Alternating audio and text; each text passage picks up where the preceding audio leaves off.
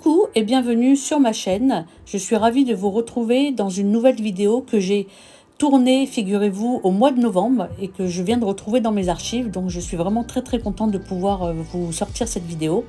C'était une pose artistique en forme papillon que j'avais fait. J'avais pour cela utilisé des pop-it artistiques que j'avais commandées sur le site AliExpress. Alors c'est une boîte où vous avez 14 tailles de pop-it.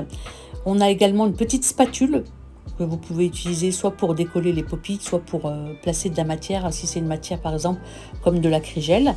Donc comme je vous disais, il y a 14 tailles, donc de la droite vers la gauche, vous avez de la taille 0 à la taille 14. Alors pour aujourd'hui ensemble, nous allons faire l'annulaire, parce que vous pensez bien que vu la longueur de la pose, j'ai pas pu faire tous les 4 doigts avec vous.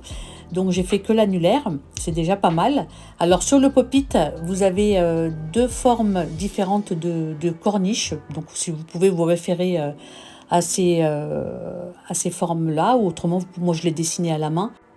Alors je vais commencer par appliquer, après avoir fait une petite préparation très sommaire, car je ne comptais pas garder la pose, j'ai appliqué une base peel-off, donc j'ai utilisé celle de chez Ongle 24.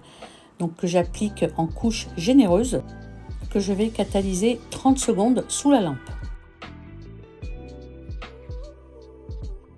Après avoir catalysé, je vais appliquer un gel auto-égalisant. Franchement, je vous déconseille pour celles qui débutent d'utiliser un gel auto-égalisant avec une telle longueur, à moins d'être hyper rapide et hyper réactif.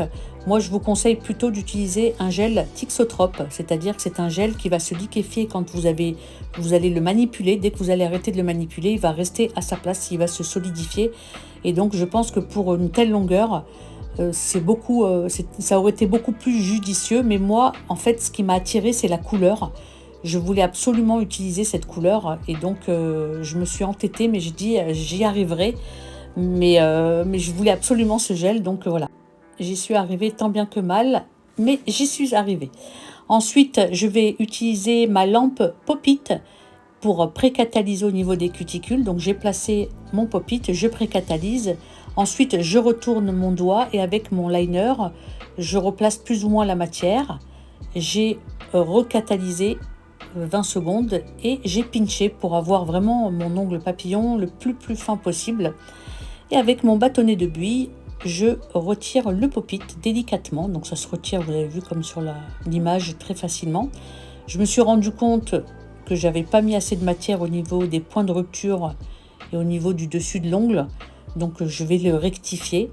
Même si je comptais pas garder la pose, mais quand même, ça faisait pas très joli, donc je voulais quand même rectifier.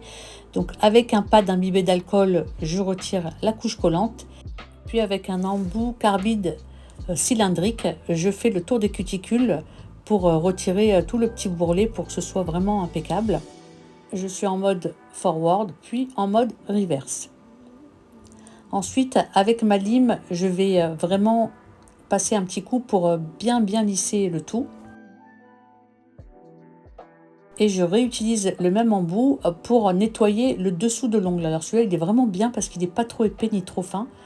Donc là, pour retirer, pour aller vraiment, il est vraiment précis. Il a une précision incroyable. Ensuite, pour refaire les formes du papillon, je vais utiliser cet embout. C'est un embout diamant tronqué. Alors j'aurais pu aussi utiliser un embout cylindrique comme un embout emery, les petits, vous savez, ça aurait fait l'affaire aussi, mais là j'avais envie d'utiliser celui-là. C'était celui que j'avais sous la main, pour être franche avec vous, donc je l'ai utilisé et il a bien fait l'affaire. Ensuite, j'imbibe ma brosse avec de l'alcool et je nettoie, je retire toute la poussière qui est sur l'ongle et en dessous de l'ongle. Et là, vous avez vu, j'ai refait. Bon, ça n'a pas filmé, mais j'ai refait mon ongle, j'ai remis du gel, j'ai rajouté du gel parce que ça faisait vraiment pas beau. J'avais l'impression qu'il allait se casser en deux, donc j'ai dit au moins que je termine la vidéo avec. Et donc maintenant, on va laisser la place au nail art. Donc je vais commencer par tracer pour en fait faire une délimitation. Je vais tracer, je vais faire comme une French. Alors peu importe si ça dépasse, si c'est pas très net, c'est pas très grave parce qu'en fait, je vais par-dessus, après je vais mettre des strass, donc on verra pas bien le sourire. Donc même si c'est pas super bien fait, c'est pas grave. Donc une fois que j'ai fait délimiter mon sourire pour faire ma French, j'ai catalysé. Et là maintenant, je vais faire un effet tortoise. Donc j'applique une couleur vitrail dans les tons de ambre, couleur un peu moutarde. Donc si vous n'en avez pas, moi j'en ai une de chez Ongles 24, mais si vous n'en avez pas, vous pouvez la faire. C'est très simple à faire. Vous prenez une couleur moutarde que vous diluez avec de la base clear jusqu'à obtenir une couleur translucide. Ensuite, une fois que j'ai appliqué ma couleur, j'ai catalysé et là j'ai appliqué du blooming gel que je ne catalyse pas pour pouvoir faire mes taches. Donc je vais faire des taches dans les tons de marron un peu taupe. Alors vous voyez, et avec le blooming gel que je n'ai pas catalysé, ça diffuse les taches. Alors on ne fait pas bien sûr des taches très nettes, on les fait un peu tremblantes pour que ça fasse plus naturel. Et une fois que j'ai fait mes taches sur ma French, je catalyse 30 secondes. Une fois que j'ai catalysé 30 secondes, je réapplique une autre couche de la même couleur que j'ai appliquée au début, couleur un peu ambre, moutarde, que pareil, je ne vais pas catalyser. Donc je l'applique sur toute ma French.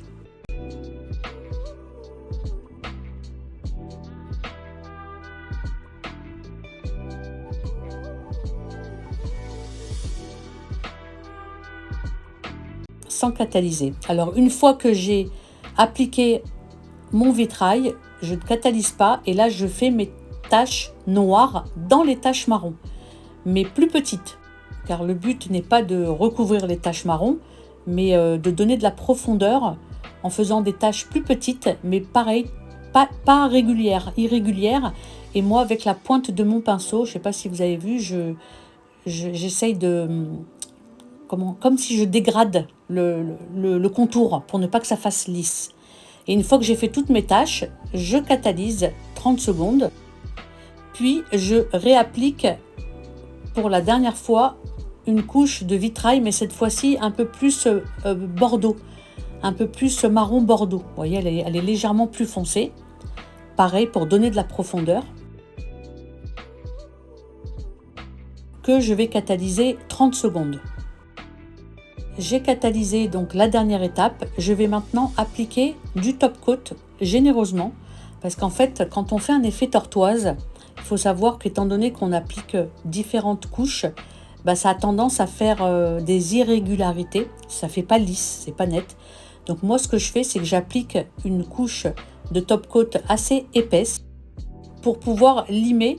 Comme ça, quand je vais limer, je ne vais pas retirer tout l'effet tortoise que j'ai fait. Je vais retirer au pire, je vais laisser juste une fine couche de top coat. Mais ça, on s'en fiche, puisqu'après, à la fin, on va remettre du top coat. C'est juste pour lisser mon effet tortoise, en fait, tout simplement. Donc là, je l'ai catalysé. Là, comme je vous l'ai dit, je vais passer un petit coup de lime. Alors, j'appuie pas très très fort, hein, c'est vraiment très léger. Je fais des petits mouvements jusqu'à temps que je ne vois plus de brillant. Vous voyez, je lime. Tant que je vois du brillant, c'est qu'il y a des irrégularités. Donc je continue, mais très très très doucement. Là, on a l'impression que j'appuie très fort, mais c'est très léger. Une fois que j'ai plus de brillance, je dépoussière. Je passe un petit coup d'alcool. Je dépoussière avec ma brosse proprement.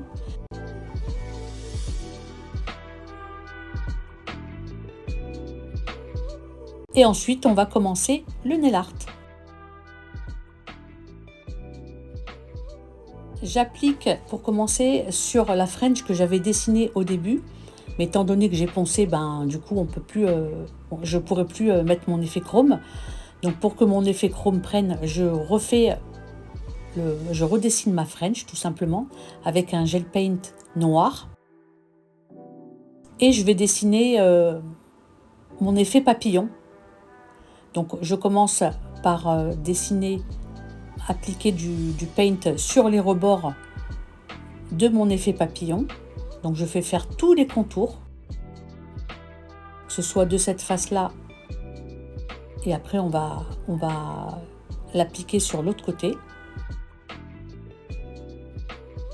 Donc on fait tous les contours proprement, on s'applique. Ensuite là je dessine ma forme papillon. Alors après ça c'est vraiment très aléatoire. Chacun fait son papillon comme il le voit. Moi là j'essaye de faire des ailes. Je suis pas très forte en nail art, hein, donc je fais vraiment ce que je peux. Donc là je l'ai fait vraiment comme je l'ai imaginé. Donc j'ai fait un côté et maintenant je fais l'autre côté. Donc je fais pareil, je dessine d'abord les bords et ensuite je dessine les ailes du papillon. Donc pour l'instant je n'ai rien catalysé.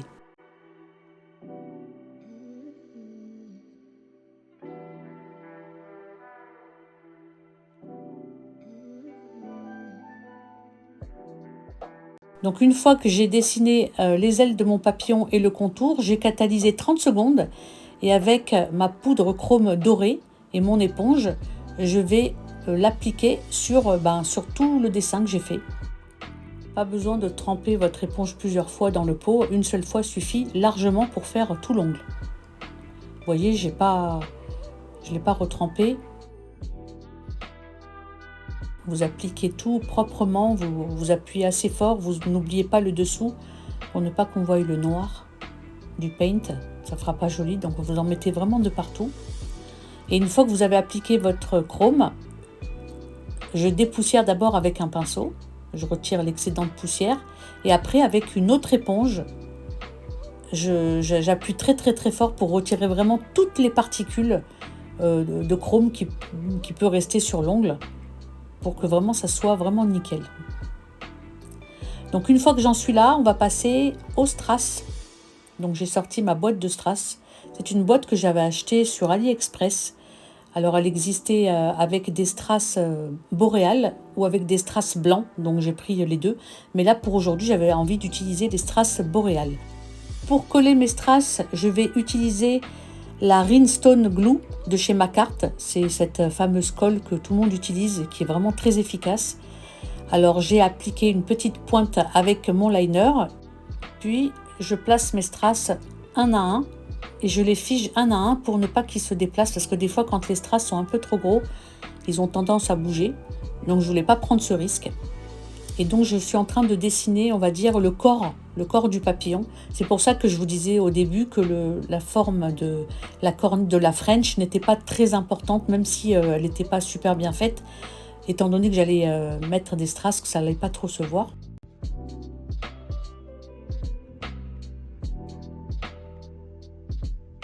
Voilà, donc une fois que j'ai terminé le corps, j'avais ces petites boules que j'avais achetées au moment de Noël. Et j'ai trouvé que les couleurs se mariaient super bien, donc j'ai décidé d'en rajouter quelques-unes sur les côtés, histoire de peaufiner un peu ce papillon. Et donc voilà, je suis satisfaite du motif. Je trouve que ça fait super joli, c'est pas trop chargé. Donc là, je peux appliquer mon top coat. Je fais attention de vraiment contourner les strass. À la limite, je peux en mettre sur les petites boules, mais pas sur les strass, car ça va retirer tout l'éclat des facettes.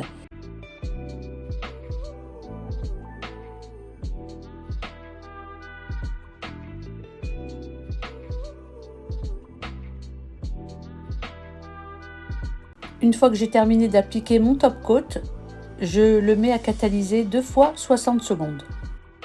Ensuite, sur mon pinceau, j'applique de l'huile à cuticule que j'étale autour de mes cuticules et avec un pad sec, je retire tout l'excédent pour que ça fasse joli et je vous laisse admirer le résultat.